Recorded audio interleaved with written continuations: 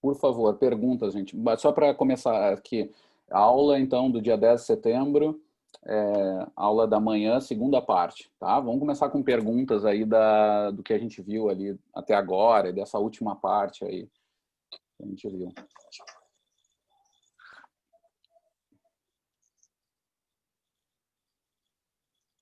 Tudo tranquilo? Então tá. Enquanto ninguém falar nada aí, eu vou compartilhando tela.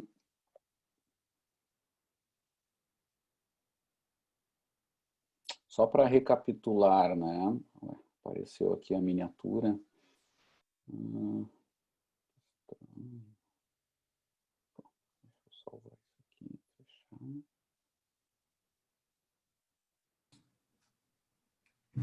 Pois bem, pessoal, recapitulando então, que um pouco desse resultado aqui que eu comentei com vocês tenha como base teorias atuais de fadiga e de carga de treinamento, tá?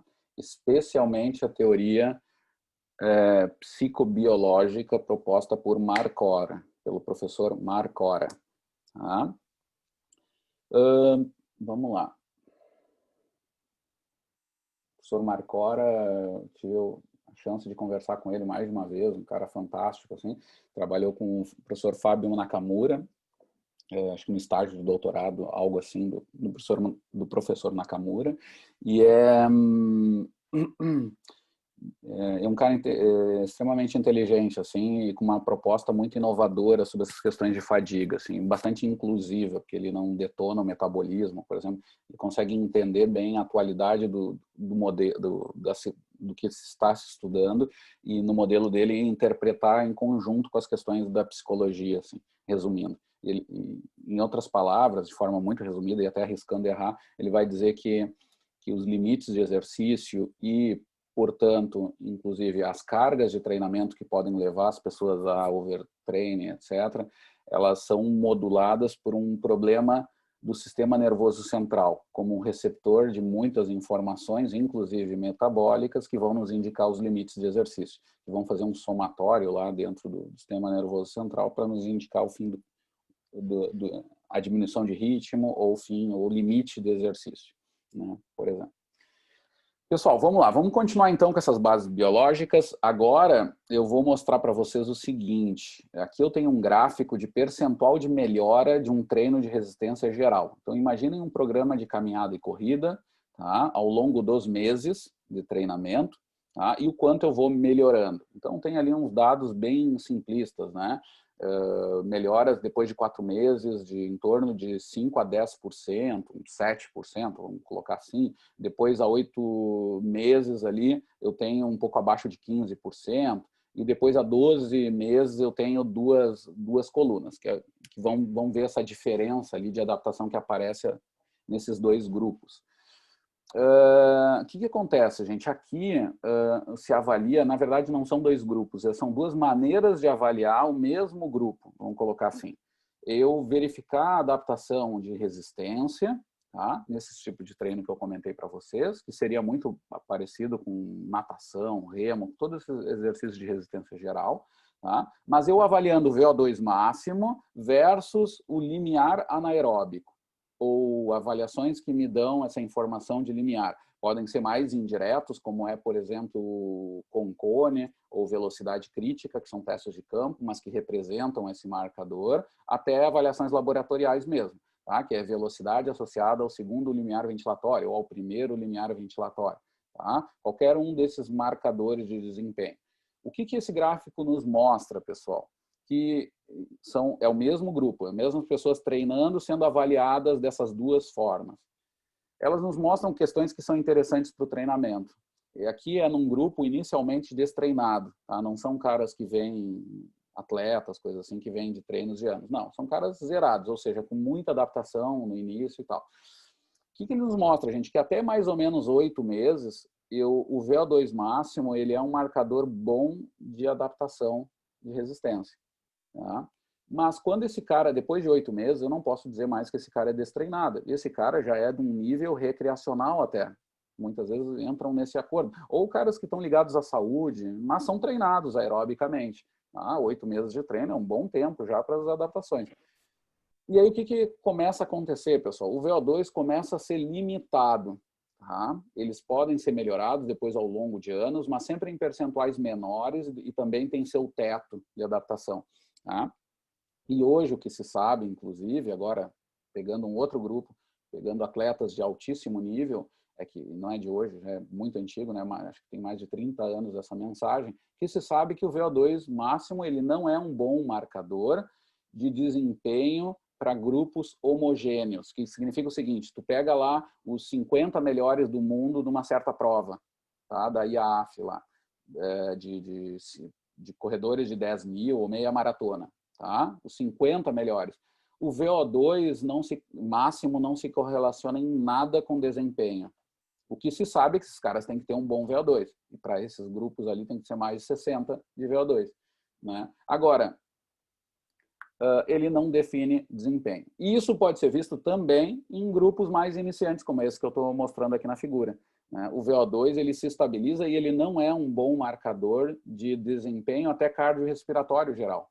Tá? Porque o que esse gráfico vai nos mostrar? Ele vai nos mostrar que há 12 meses os sujeitos melhoraram ainda a sua aptidão cardiorrespiratória, mas o VO2 máximo não melhorou, porque o VO2 máximo não é o único marcador de adaptação. Inclusive, ele é um marcador genérico, quase sempre a gente não sabe o mecanismo que está por trás, se é melhor capilaridade, se é melhor acesso à volemia, questões físicas mesmo, envolvendo função cardíaca e vascular, funcionamento todo vascular, né? Ligado a questões endócrinas e por aí vai. Adaptações ao nível celular, de capilares, a função aeróbica também, não só ao nível de capilar, mas também nessas fibras oxidativas, do ponto de vista molecular, em cabeças de miosina também, né, porque elas continuam produzindo lá, tendo a teoria dos filamentos deslizantes atuando ali, ou seja, é um arsenal de coisas. O VO2 máximo me dá um quadro geral de um aspecto, dessa potência máxima aeróbica, mas vejam só vocês que ela tem um certo limite, é isso que é mostrar. Os limiares ventilatórios, ou limiares metabólicos, vamos chamar assim de forma geral, eles são mais sensíveis, tá? Mas lembrando que para grupos iniciais ele é um bom marcador, sim. Ele é um marcador de atenção, inclusive, se esse cara estiver saindo de valores muito grotescos. Como, por exemplo, um cara muito treinado tem que ter acima de 60. Se não está acima de 60, tem algo errado. Para atletas treinados aerobicamente, intensamente nisso. Tá? Aí depende do esporte. Se são esportes coletivos, onde as demandas são muito variadas, a gente sabe que o VO2 máximo não é tão alto. Ele é, sim, de caras treinados, mas muitas vezes não é tão alto. Né? E aí tem as questões de otimização. Obviamente que esses caras não precisam ter um VO2 máximo tão alto, não precisa chegar a 70 de VO2 em todos os jogadores de futebol. Né? Até porque se eles chegarem, é possível até chegar, mas provavelmente eles vão estar errando no treinamento, porque eles vão estar dando muito treino aeróbico e possivelmente com pouca bola e com pouca resposta para funções que são super importantes, como, por exemplo, velocidade, arrancada, mudanças de direção e por aí vai, tá? Que não tem uma relação estrita com VO2 máximo, por exemplo, tá? Bom, mas voltando aqui para a figura, a mensagem é essa, tá? Os limiares são mais sensíveis, então na medida do possível, se eu consigo me avaliar eles, eu melhor avaliar. Lembrando que não é para demonizar nem descartar totalmente o VO2 máximo, só saber que ele tem limites, né? Ele tem limites. Para grupos mais treinados, ele começa a não ser um bom definidor de desempenho e, inclusive, ter teto de adaptação, mesmo melhorando a aptidão cardiorrespiratória. Tá bom? Outra mensagem, pessoal, que eu acho que é uma das últimas aqui, sobre intensidade e efeito do treino. Tá? Aqui sim, eu tenho 2 grupos treinando, tá? E essa mensagem é bem importante para a resistência, tá, gente? Depois eu vou passar um monte de tabela de dados, mas essa daqui é uma das coisas para a gente pensar em treino de forma geral, assim, que eu quero que vocês se atentem, porque tem muita moda por aí, a gente tem que se atentar ao que a teoria do treinamento diz aí, baseado em evidência científica. Que é o seguinte, pessoal, aqui eu tenho 2 grupos, de novo, percentual de melhora, né, ao longo de um tempo relativamente, né, longo, aí, 12 meses, né, 4, 8, 12 meses. O grupo cinza escuro ali, ele é um grupo que faz treinos predominantemente contínuos extensivos, vamos chamar assim. Treinos contínuos, ou seja, não são intervalados, e são de mais baixa intensidade, e extensivo, de volumes maiores, tá? Enquanto que o grupo claro ali, a barra, essa vertical clara, ele é um grupo que treinou eminentemente ao nível com métodos de treinamento intervalados, que podem ser extensivos, mas principalmente intensivos, que vai indicar o quê? Os volumes são relativamente pequenos, mas em mais alta intensidade. São tiros quase sempre de 1 minuto a 5 minutos, tá? De duração de cada repetição, cada tiro, que vai envolver um volume menor. Eles vão ficar mais curtos, só que, claro, em uma intensidade maior. Vai estar lá entre 80% e 90% da frequência cardíaca máxima, algo assim. E o outro grupo não, vai treinar lá mais perto dos 50% a 70% da frequência cardíaca máxima. Intensidade menor, volume maior, no grupo lá mais contínuo, cinza escuro, tá? Bom, o que ele nos mostra, pessoal? Esse gráfico mostra que nos primeiros 4 meses, lembrando, são caras inicialmente sedentários, treinar de modo contínuo e de modo intervalado trazem mesmas adaptações gerais do ponto de vista cardiorrespiratório. A partir dos 8 meses, começa a ter um teto de adaptação para os treinos contínuos. E aí tu necessita de maiores intensidades e o grupo que treinou de modo intervalado vai ter janelas de treinamento maiores, né? Vai ter vantagem nas adaptações cardiorrespiratórias, tá? A 12 meses mais ainda. Imagina 1 ano inteiro fazendo só contínuo, tá? E isso aí começa a me chamar a atenção. Eu, por exemplo, servi no quartel e eu me lembro que metade dos meus colegas adoravam correr, aprenderam essa coisa, incorporaram essa prática na vida deles, assim, fazer sempre de 40 minutos a 1 hora, né, de longão, sempre longão, umas coisas bem loucas, tipo quase uns Forrest Gump da vida, um treino desrespeitando um monte de coisa que eu estou falando aqui, né? Mas caras que mantinham lá uma aptidão cardiorrespiratória. Esses tipos de cara que vocês conhecem, muitas vezes tem lá o tiozão lá de vocês, que adora fazer 1 hora de caminhada, não sei o quê. Tem aquelas coisas que o cara faz há anos, a mesma coisa, que é difícil, né? Porque o cara se manter fazendo a mesma coisa é uma chatice também, por um lado. Mas esses caras, de algum jeito, incorporam. Porque, de novo, as motivações são várias para o exercício. Então, esses caras que fazem isso há anos, eles vão ter um certo tipo de problema, eles vão ter uma aptidão cardiorrespiratória mínima, básica, que muitas vezes pode até resolver a questão de saúde deles, tá? Os critérios mínimos lá de atividade física para o grupo dele especial, de idade, e se tem alguma comorbidade e tal, tudo bem, mas tem um limite de adaptação, né? Se eu fosse otimizar ganhos de aptidão cardiorrespiratória, e aí eu vou falar até para a saúde, inclusive, é quase certo que esses caras vão estar sempre subestimando os ganhos ligados à saúde, ligado à aptidão física ali, no caso resistência ou aptidão cardiorrespiratória. Tá? Aí vai uma crítica mesmo para esses caras que fazem isso. Tá? É como se, eu digo, é usar o serrote do exercício usando só metade do serrote. Nem esses guri de apartamento aí, né? E vai lá usar o serrote, usam só a metadezinha, fica aqui. Não, tu pagou por todo o serrote, pode usar todo. No exercício é a mesma coisa. Né? Esses caras usam, melhoram. Ah, professor, mas eu adoro, eu faço há anos. Não, tudo bem, aí tem as questões que a gente tem que estudar até com calma para ver o porquê que se mantém e até arriscar não perder esse pouco que ele está ganhando. Mas, de novo, se eu for trabalhar com saúde, de novo, usar a educação física com o conhecimento que a gente tem de teoria do treinamento para a saúde só, eu não estou falando de desempenho, nem ganhar medalha aí nas corridinhas das estações da vida, o que for, nada disso, né? Para a saúde mais geral, até cardiorrespiratória mesmo, eu deveria usar algo intervalado também, em dados momentos. E aqui está claro, a partir dos 4 meses, é certo que seria bom eu estar começando a introduzir isso aí, também alguns métodos um pouco mais intensos, jogando isso, porque eu estou lidando com saúde também. Tá, gente? Esse papo de saúde é bem engraçado. Eu tenho cada história, mas eu tenho que parar, eu tenho que cuidar só para não ficar parando ao invés de dar aula, eu fico fazendo relato de experiência, né? Eu estava comentando lá do professor Gaia, que também adorava contar história, tem que cuidar um pouquinho. Mas eu vou contar uma. E é o seguinte, ó, pessoal, essa é rápida. Eu tinha um caso que era um doutorando meu, é o Alberito, né? Um grande pesquisador, hoje é professor na estadual lá do Oeste Paranaense, orientador de mestrado já e tal, mas fez mestrado e doutorado comigo, um cara excelente, fez estágio na Penn State, numa das maiores universidades do mundo, grupo muito forte lá, a gente aprendeu muito com aquela colaboração e tal. Bom, mas resumindo, ele era o fisioterapeuta, né? Eu brincava que tinha o perfil aquele mais um pouco corcundinho e tal, e era um teórico da guerra. Não fazia exercício, muito sedentário e tal. E ele começou a nadar conosco lá, num dado momento, lá no meio-dia, lá nos nossos treinos do triatlo. Ele começou a chegar perto, mas ele chegou de cara já dizendo, olha, meu negócio aqui é saúde, eu vou ficar aqui no cantinho na raia para não atrapalhar e vou fazer meu treininho aqui, porque eu só estou ligado à saúde.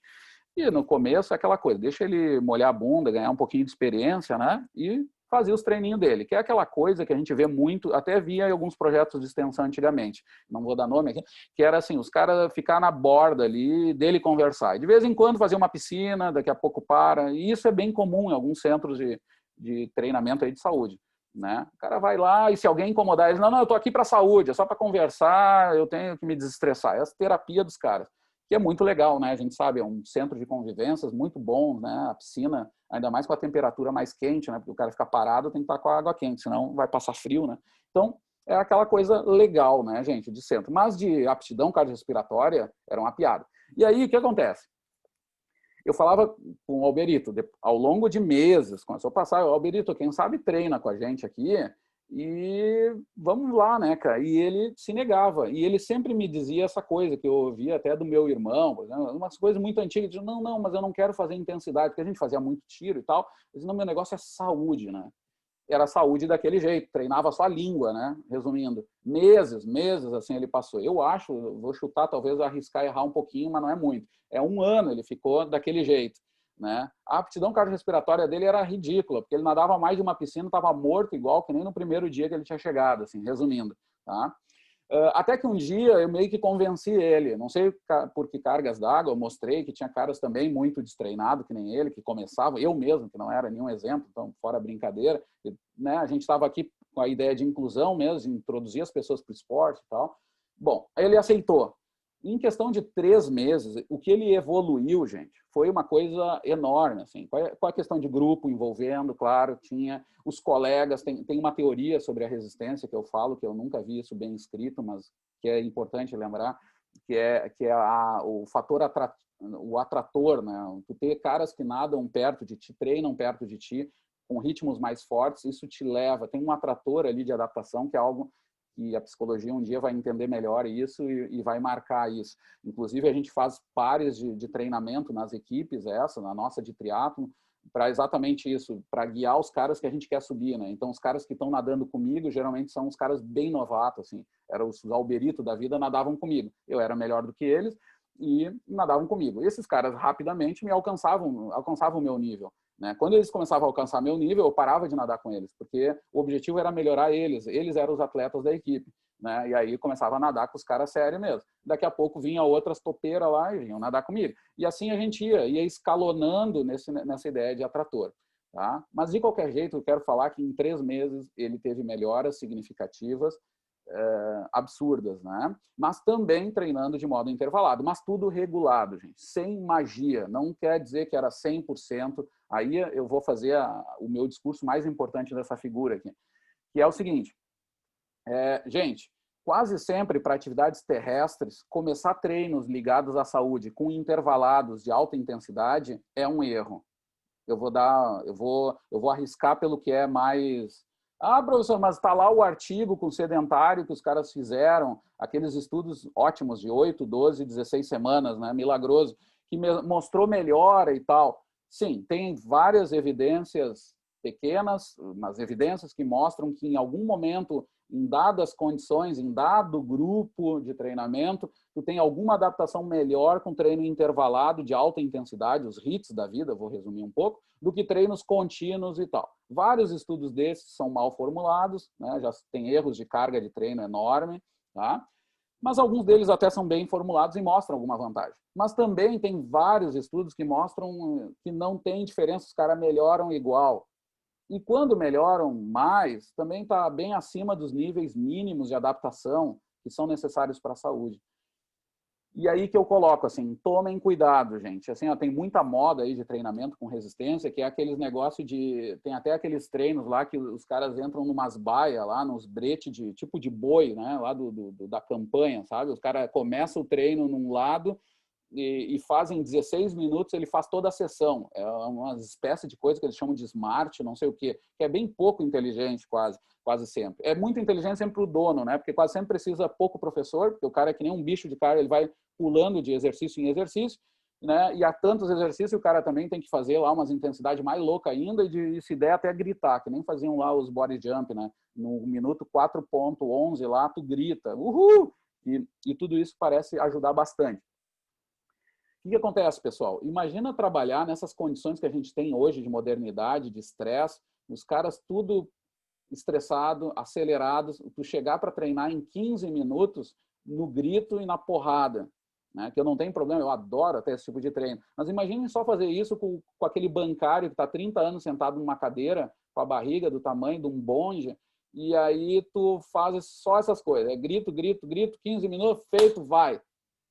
Bom, gente, já tem evidências mostrando que o prazer e a questão cognitiva ligada a esses exercícios também são negativas. Tá? Eu vou dar um caso, será que eu lembrei? Tem lá o método Tabata, ou Tabata, queiram chamar, tá? Que é um dos famosos lá, que o pessoal do CrossFit, ficou muito famoso nos crossfiteiros e tal, os caras fazendo esse negócio. Aplicaram esse método aí, o Foster, o grupo do Foster aplicou isso aí, resumindo um pouco, em caras sedentários, em caras iniciantes. Foi terrível o resultado ligado a prazer. Tá? Foi terrível. Assim. Teve um percentual grande de alunos que terminava a sessão sem poder sair dali do treino, porque eram uns treinos de, não lembro agora, uns 20 minutos, alguma coisa assim, de uma porrada, porrada, porrada, então não tinha um aquecimento direito, não tinha uma volta calma direito. Obviamente, para 20 minutos de treino não dá muito, né? Porque se tu faz, né, 7 minutos de aquecimento, 7 minutos do outro, tu já foi quase todo o treino. Mas o que acontece, pessoal? Nesse estudo ali, eles mostraram claramente que era negativo, inclusive dizendo para caras super motivados e para caras que estão muito treinados, talvez incluídos num treino, no grupo que foi originalmente criado isso, sim, pode funcionar. Agora, como receita de bolo para todo mundo, tomem cuidado. Num grupo bem normal de iniciantes, já não deu muito certo, resumindo. Né? E vários ganhos de aptidão cardiorrespiratória foram semelhantes se fazendo treinos mais tradicionais. Tá? E aí envolve toda a questão da cultura também ali do espaço e o trabalho de saúde também. Então, aquecimento, volta calma, tem a parte final de aula, elas têm um sentido pedagógico também, tem um sentido de tirar a cabeça do cara do mundo externo para botar ele para o treino, né? Fazer rituais de treino, de sessões, tudo isso é importante também para o campo de saúde, para dar espaço do cara se identificar com o exercício, que é fundamental para manter o cara a longo prazo. A gente vê o exemplo aí dos esportes, né, que eu não sei se eu comentei aqui, mas sempre comento a minha experiência da infância no Uruguai, que eu via lá as práticas de rugby, né, de piada, no campinho lá atrás do terreno lá do meu nono lá. Então a gente ia lá brincar no campinho, tinha o tal do rugby, que para mim era uma coisa estranha, mas fazia, botava os chinelinhos ou qualquer goleira lá e se jogava naquilo, fazia aquela atividade. E tinha ali todo um ritual diferente, uma cultura sobre aquilo. E é o que a gente vê nos praticantes do rugby. Os caras se identificam, os caras viram família muito rapidamente, e não é por acaso que os níveis de aderência nessas práticas são altíssimos, né? Que tem essas relações também. No campo da saúde, a gente tem que criar essas coisas também. Não pode plastificar tanto as coisas, né? Então, nesses modelos mágicos aí, o que eu falo para vocês? Se atentem, estudem e encaixem no modelo de treinamento de vocês, no que vocês estão programando, dentro de umas curvas de treino que tenha sentido para vocês, respeitando os princípios do treinamento. O óbvio é sempre o melhor e o tradicional quase sempre é muito bom. E as pitadas de novidade, coisas vão sendo colocadas, mas dentro da ideia de vocês, não daquela receita de bolo que vocês viram no blog do Superstar ou no treino, no curso de fim de semana de várias horas, que nem muito psicólogo parece que tem que pagar para funcionar e tudo. Então se atentem a isso. Não estou dizendo que é ruim, vão lá, é sempre bom se atualizar, pegar ideia, mas joguem no treinamento de vocês, tá? E essa é uma dica. HIIT, coisa assim, sem receita de bolo, gente. continuem pela variabilidade, com cargas contínuas também, testando aquilo que o cara tem prazer sobre o exercício. Então, sem ideia totalmente pré-concebida, é uma construção com o aluno de vocês, mas vocês têm que exercer liderança também nisso, não pode ser só o que o aluno quer, porque senão é ele que traz o blog, né? Ah, eu vi lá no negócio que é assim, como é que tu não tá fazendo isso? Né? Sempre tem, é receita, e a gente tem esse problema de profissão mesmo, né? E isso acontece até com os médicos, que já tem toda uma questão corporativa, imagina com a gente, né? Mas a gente tem que ter uma proposta nossa. Eu raramente vejo professores de educação física, mesmo o personal que tem a desculpa do tempo e tal, mas mesmo os personal que às vezes são bem pagos e têm tempo, deveriam ter tempo para programar as coisas, tendo uma programação de treino periodizada para alunos. Quase sempre é vamos na memória, vamos ver o que dá. E aí isso também ajuda é um tiro no pé, né, da profissão. Tá, gente? Então, cuidem com essas receitas de bolo, porque quando eu não tenho as coisas organizadas, essas modinhas entram mais fácil. Né? Eu tenho prazer, olha ali, melhorou em 2 semanas, ótimo. Ah, mas daqui 1 mês lesiona, azar, né? O cara conseguiu manter o aluno. Não dá, gente. Periodização, no princípio do treinamento, não tem muito mistério, tá? Pessoal, eu tenho, assim, ó, a partir da fisiologia, a gente faz um guia aqui para os nossos métodos de treinamento, que são treinamentos mais extensivos, eu já fui falando para ir me adequando a essa nomenclatura, e intensivos, tá? Intensivos. Os extensivos estão mais próximos do primeiro limiar ventilatório, tá? E na prática são aqueles ritmos de treino que o aluno consegue falar com o professor, inclusive. É aqueles que o pessoal até gosta e é um problema nas práticas de caminhada, a gente tem isso nos nossos grupos, né? Que é os grupos, eles adoram conversar no meio. Então, quando vão fazer as intensidades mais longas, né? O longão mesmo, que os corredores chamam, esse tipo de coisa, eu tenho que ter essa atenção também, de não formar as máfias ali dos grupos, senão os caras passam conversando e muitas vezes desrespeitando a individualidade também. Aí eu tenho que negociar essas questões. Né? Às vezes fazer até grupos mais homogêneos para poder não ter tanto problema desse controle de intensidade. Tá? E os ritmos intensivos, que são aqueles que também podem ser feitos a longa duração, nós vamos ver que depois no intervalado vai entrar essa nomenclatura também, mas são esforços que eu sinto que consigo fazer, mas eu sinto meus batimentos mais fortes, eu sinto eles até forte e intenso. Né? E é uma coisa muito legal de ver nesses treinos de resistência quando o aluno começa a fazer esses ritmos. E ele é mágico até o dia que ele encaixa ritmo, que a gente chama. Né? E aí é como se ele entrasse numa velocidade de cruzeiro, assim. E ele se descobre, porque é um pouco a ideia da potência crítica. Ele consegue fazer num limiar um pouco abaixo daquela crítica que ele pode fazer por longa duração. Esse é o conceito da potência crítica. Inclusive, o conceito é mais forte ainda. Ele diria que abaixo dessa potência crítica, qualquer potência que tu gera de esforço, que tu pode fazer ad infinito, por causa daquele mar de energia aeróbico lá. Apesar de não ser bem assim, né? Mas essa ideia é que eu consigo fazer por longo tempo. Mas também, nesses esforços ali, próximos ali dessa potência crítica, o esforço é intensivo. Eu já não consigo falar.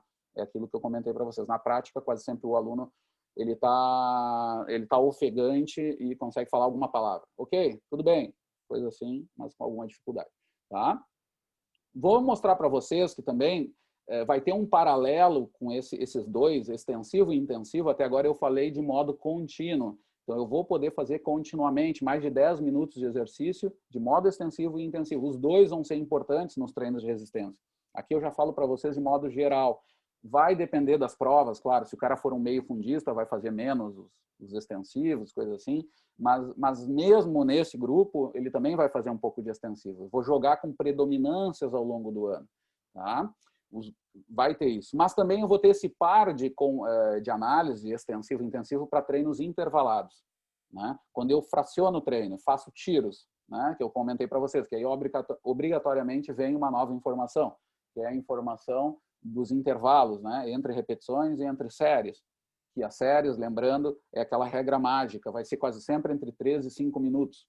Né? E o tempo entre repetições é que vai variar bastante, vai depender do tipo de treino que eu vou fazer. Mas eles vão ter intervalados extensivos, que vão parecer estranhos para quem não tem muita experiência em treino de resistência, são tiros longos, são tiros para corredores, por exemplo, que pode durar 1 quilômetro, até mais, até 5 quilômetros. Imagina, 5 quilômetros é muitas vezes o volume do pessoal aí, dos pangarézinhos, né? Então, são cargas que podem ser bem longas, ou seja, intervalados extensivos, tá? E também os intervalados intensivos, que vão nos jogar em direção aos treinamentos intervalados de alta intensidade. Tá? Esses vão estar um pouco acima do segundo limiar ali. Vão estar do segundo limiar para supramáximo. Tá? Lembrando disso, eu tenho lá um máximo aqui, né? Mas depois eu tenho supramáximos, né? Que são todos os treinos que vão beirar adaptações mais neuromusculares e de velocidade mesmo, por exemplo. Tá? Então, vamos lá. Vamos para os métodos esses mais comuns, pessoal. Métodos contínuos e intervalados. Tá? Agora vamos ver de uma forma bem mais organizada, né? Métodos contínuos. Eu vou ter lá, de cima para baixo, eu vou ter treinos de mais baixa intensidade e de cima para baixo vai aumentando a intensidade. Tá? O que eu tenho aqui? Eu tenho a coluna da intensidade, né? Em percentuais da frequência cardíaca de reserva. Tá? Aí eu faço um parênteses, né? Porque falei disso e eu geralmente ia para o quadro aqui, eu não tenho os slides, mas é o seguinte, pessoal. A frequência cardíaca de reserva é aquela que se utiliza do percentual entre a frequência de repouso e a frequência máxima. Tá? Eu faço lá uma equação matemática. A equação matemática é frequência cardíaca máxima menos a de repouso, né, vezes o percentual de treino que eu vou trabalhar, somado mais frequência cardíaca de repouso. Essa é a equação. Tá? Mas vocês viram em fisiologia, é uma equação bem básica, mas essa tabela de treino foi feita assim. Porque eu também tenho como calcular os percentuais com a frequência cardíaca direta, o método direto, né? Que é simplesmente pegar o percentual da máxima. Então, vamos chutar lá que eu tenho 200 batimentos de frequência cardíaca máxima. Vou treinar 50%, significa 100 batimentos. 50% é a metade. Esse é o método direto, tá? Mas que não considera variação real mesmo de frequência cardíaca, que seria da de repouso para máxima. Tá? Essa tabela aqui, então, primeira coisa é sempre saber se a tabela de treino foi baseada no método direto ou da frequência cardíaca de reserva. Esse caso é a frequência cardíaca de reserva. Tá? Que mais? Na segunda coluna eu tenho a duração, né? Eu tenho o volume desse treino. E aí, como eu falei para vocês, os extensivos, vejam que são muito longos, inclusive. Essas cargas aqui são mais ligadas para caras mais do atletismo, ou seja, geralmente com arriscando mais a carga, porque, na verdade, a gente às vezes tem limite até de sessão de treino, né? Muito treino na saúde, às vezes não passa de 1 hora, tá? Então, dá para fazer um pouco menos até do que isso. Tá? Mas, assim, formas pedagógicas em torno ali de 45 minutos para 120 minutos. Tá? E os intensivos, que eu já comentei para vocês, que é aquele mais próximo do segundo limiar, lá onde eu faço mais ofegante, esforço, ou treinos de limiares, são muito comuns ali, que eu vou fazer com menor tempo, 20 minutos a 45 minutos. Tá? E também podem ser jogados. Aí tem uma elasticidade sobre isso, pode ser para 15 coisas. Mas, de novo, vamos começar com o que tem mais chance e o que é mais tradicional. Tá? Não tem informações de repetição nem intervalo, porque são treinos contínuos. Aí entram os treinos intervalados, tá? Onde eu consigo aumentar a intensidade. Esse é o significado até histórico os métodos intervalados de treino eles foram interessantes porque eles conseguiram adicionar estresse do ponto de vista de intensidade àqueles treinos que eram comumente feitos, que eram mais contínuos ou mais parecidos com o da prova, né, que era muito comum nas provas de atletismo. Então, dali vai surgir os métodos intervalados para estressar mais, né, as rotas metabólicas, mas, claro, pagando um preço, fazendo menores volumes, mas super otimizado, super útil em várias situações, né, como eu mostrei lá no gráfico anterior para vocês. Tá? Eles vão ter janelas de treino maiores com esses treinos intervalados. Então, como regras assim de cargas, gente, como eu falei para vocês, eu tendencialmente começo com maiores volumes e menores intensidades, ou seja, eu começo com mais treinos contínuos. Não tem muito mistério sobre isso, gente. Ah, mas dá para inverter. Não, gente, não, assim, esse é o básico. Agora tem uma exceção, mas que só confirma a regra, digamos assim. tá? Que é comum aparecer sim, eu acho, não sei se eu já falei isso, mas eu costumo falar todo semestre, que é o seguinte: vamos pensar assim, em grupos de corrida, tá? O objetivo dos caras é correr, quer fazer eles têm que fazer provas longas e melhorar a aptidão cardiorrespiratória e toda a parte de saúde que a gente sabe que está ligada a tudo isso, de conviver em grupo e tal, mas tem que melhorar, tem que fazer essas provas, né? Em questões de meses, anos. Esses caras não começam fazendo 45 minutos a 120 minutos de corrida, obviamente. Um cara iniciante, quase sempre com sobrepeso, né? Não vai começar com isso. Né? A gente sabe, é loucura correr, ele nem consegue metabolicamente, né? Fazer isso. O que se faz, então? Se faz estratégias de caminhada, então exercícios com intensidade menor, e vai se intercalando, e aí tem o modelo lá do grupo mesmo do Locomotion, que a gente pegou do método do Daniels, que é um dos melhores métodos que tem de corrida, onde tem lá uma sistematização que, resumindo, tu vai intercalando, tu vai colocando volumes de corrida, tu vai aumentando os volumes de corrida e diminuindo os volumes de caminhada ao longo do treino, ao longo das semanas de treino, nos primeiros blocos de treino lá desse cara iniciante. Tá? Então, o que acontece? Aqui tem uma inversão que vai aparecer às vezes por causa disso, por causa de um limite anterior. Esse cara é tão destreinado que ele não consegue correr. Então, tu começa primeiro dando volume para ele. Tá? Tu vai ganhando e as marcações são essas. Tem até números mágicos que treinadores gostam de fazer. O cara vai fazer a meia maratona só depois de tantos meses. Né? Ele vai fazer uma maratona só depois de tantos meses. Ele vai estar pronto para fazer 50 minutos de corrida contínua só depois de 5 meses. Tá? Tem essas marcações que indicam isso, aumentar volume, até o cara se sustentar minimamente numa carga que seja aeróbica. Aqui tem muito problema, pessoal, porque quando tu bota os caras nos grupos de corrida para treinar, os pangarezinhos, que não tem muita experiência de treino mesmo, sério, esses caras são tudo corajosos, que eu digo, né? A ignorância é uma bênção às vezes, né? Eu digo assim. Então os caras vão com coragem, eles estão se sentindo bem, não, dá para fazer mais. Mas aí tu vai no frequencímetro e tu vê que quase sempre esses caras querem correr com os batimentos em torno de 160, 170, 180 batimentos, e estão lá ofegante tentando te enrolar, dizendo, tá tudo bem, eu estou conseguindo. E tem vezes que eles até conseguem mesmo. Conseguem fazer 20, 30 minutos de corrida, que deveria ser um longão, deveria ser uma rodagem leve, vamos chamar assim, o nome dos treinos lá que se usa, né? Ou seja, próximo do primeiro limiar ventilatório. Mas esse cara, quando está correndo a 170 batimentos, não tem como ele estar no primeiro limiar ventilatório. Esse cara está treinando em nível de limiar já, lá na terceira semana dele. E aí que está o problema. Existe uma diferença de adaptação da máquina e do motor, que eu comentei para vocês. Na corrida tem muito disso. Na corrida, tu tem adaptações do motor muito mais rápido que da máquina. Né? Então, o cara até consegue fazer isso, mas tu não vai ter as adaptações que tu quer naquele momento. Tem que mandar esse cara caminhar mesmo. Dizer para ele, cara, eu sei que isso pode ser agressivo para ti, porque tem gente te olhando, mas tu vai ter que caminhar. Dá um tempo, tenha um pouco de paciência, assim, né? Para diminuir risco de lesão mesmo.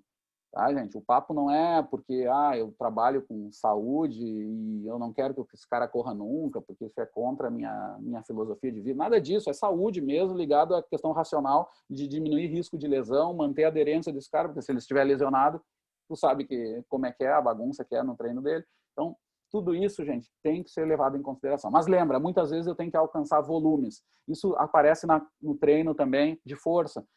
Nós temos grupos ali com mais restrição, tá? Os fragilizados, etc. E muitas vezes, quando tu faz agachamento nesses caras, só com o próprio peso, já é o esforço máximo. Eles não conseguem fazer mais do que 3 repetições. Então, tu começa com treinos que muitas vezes tu queria de resistência de força, só que esse cara não consegue fazer sem nenhuma carga externa esse esforço. Então, tu começa muitas vezes ganhando volume. Tu faz ele ganhar repetições. Né? Ele fazia 3, em questão, quem treina esses caras sabe, esses caras se adaptam muito rápido, quase sempre tem uma janela boa de treino que está muito ligada à inatividade, por aí vai. E tu vê em questões de semanas os caras estão fazendo 12, 15 repetições. É o mesmo raciocínio aqui para o treino de resistência. Eu vou atingir um volume tal, e quando ele atingir essa meta, aí eu vou trabalhar com a ideia de volume e intensidade, como eu conversei com vocês. Tá? Então, muitas vezes tem essa fase anterior ao treino. que muitas vezes alguns chamam até de adaptação ao treino, introdução, saindo da inércia, tem um monte de nome aí legal para fazer, mas sempre nesse raciocínio do treino, tentando atingir essa meta, para depois de ter a meta lá do volume alto, aí tu jogar com volume e intensidade, né, do jeito que as curvas mais tradicionais trabalham. Tá? Tem isso também. Bom, então vamos lá para nos intervalados. Nos intervalados, gente, vejam os tiros dos intervalados extensivos. São tiros ou repetições com duração de 2 minutos a 15 minutos. É muito longo, tá? Tem gente que estranha isso, mas até nem tanto, porque 2 minutos não é uma coisa tão estranha, né? Pode ser um tiro de 600, tá? Então, de 600 metros, né, na pista, então não é uma coisa tão estranha de se fazer. Pois bem, mas esses tiros são chamados de extensivos. 70% a 85% da frequência cardíaca de reserva. Vejam ali o número de repetições, é um pouco alto em relação ao número de repetições do intensivo ali, tá? E vejam a ideia do intervalo, que está dentro daquele raciocínio que a gente falou da relação intensidade e intervalo. Tentem usar isso para diminuir lá só decoreba, mas entender essas cargas de forma geral. Vejam aqui o extensivo, onde a intensidade, intervalado extensivo, onde a intensidade é relativamente baixa, né? Eu vou usar intervalos pequenos, 20 segundos a 1 minuto. Tá? Essa linguagem aqui não é acadêmica, esse registro de tempo, mas muito treinador usa. Tá? Que tem, na verdade, uma unidade de grau, seria o mais certo, mas, tá? Mas de qualquer jeito, 2 risquinhos ali é segundo, 1 risquinho é minuto. Tá? Então, 20 segundos a 1 minuto. Tem que interpretar desse jeito. Quase sempre se coloca o C traço, com tanto de intervalo. Né? Então, o meu treino vai ser de 6 a 10 repetições, cada repetição de 2 a 15 minutos, com 20 segundos a 1 minuto de intervalo. Vejam que as cargas de treino podem ser muito longas também, tá? Então tem que cuidar com isso também.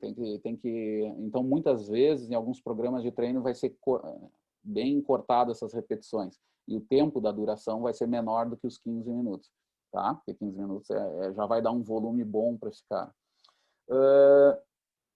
Que mais, pessoal? Depois eu tenho as cargas de os métodos de treinamento intervalado e intensivo, que eu começo a me aproximar das situações ali de treinos de HIIT, tá? Que são os treinos com duração de 1 minuto a 3 minutos, tá? Então são tiros bem mais rápidos, tiros de 400 metros, de até 300 metros, mais ou menos, um pouquinho mais, um pouquinho menos, menos repetições, 3 a 5 repetições, e intervalos de 1 minuto e 20 a 2 minutos. A intensidade é maior, eu preciso de mais tempo de intervalo para manter uma qualidade do tiro ao longo da série. Tá? Então, lembrem disso. Que mais? Esses tipos de treino também estão próximos dos treinos de produção de lactato e tolerância. Às vezes até eles se misturam, tá? Mas certamente os de tolerância têm que ser feitos para caras de maior nível, como eu falei para vocês. Os caras têm que ter passado já por um macro ciclo inteiro de treino contínuo, sem faltar. 2 anos, inclusive, por mais segurança, sem faltar. Aí tu pode pensar em adicionar esses métodos junto com os intensivos, né? Para dar essa carga maior e tal. Mas em caras mais treinados. Em caras iniciais, que é o que a maioria aí vai pegar para treinar, nem pensem nisso. É a tabela essa aqui que tem que ser usada, tá? E ajustada a partir disso aqui, para as realidades, para os limites de tempo, de duração e por aí. O que falta aqui, pessoal? Informações de número de séries, né? As séries são de 1 a 3, tá? Séries. Eu acho que é isso. Aqui eu tenho uma tabela de...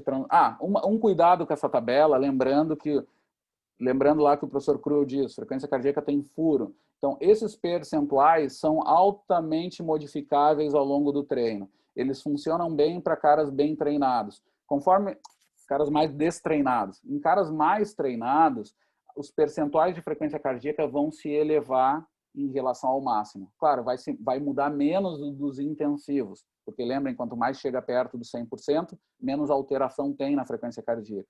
Né? Mas nas cargas ali do intervalado extensivo para baixo, em termos de intensidade,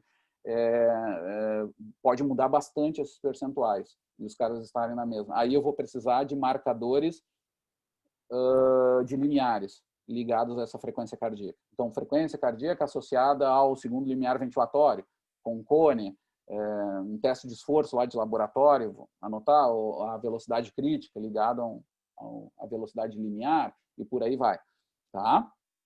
Tem que ter essa atenção. Essa transformação, por exemplo, a gente fez lá no grupo do Locomotion, que todo semestre, aqui, esse aqui não é presencial, mas a gente fazia as experiências lá, vocês faziam horas lá no projeto também para verificar isso como era na prática, tá? Esse semestre não tem, então se atentem assim até, e mesmo assim, se quiserem aprender sobre isso, podem se aproximar dos bolsistas que estão trabalhando ali, que fizeram isso. Nós pegamos o modelo do Daniels, que é um cara, foi nível olímpico como treinador, mas um baita treinador também no campo da saúde, e ao mesmo tempo estudou com os melhores pesquisadores de fisiologia do exercício, assim, um cara que uniu essa coisa de prática. E aí a gente seguiu o modelo dele, só que nós transformamos exatamente isso. Ele se baseava em percentuais da frequência cardíaca e do VO2 máximo, e nós transformamos isso para o limiar de Concone, para ser mais sensível ao treino. O que nós observamos na prática é isso, e então fizemos um ajuste, mas todo o raciocínio de montagem é do Daniels, tá? Então, se aproximar lá do grupo, lá vocês vão ter também informações sobre isso. Então, cuidem com essa questão, tá?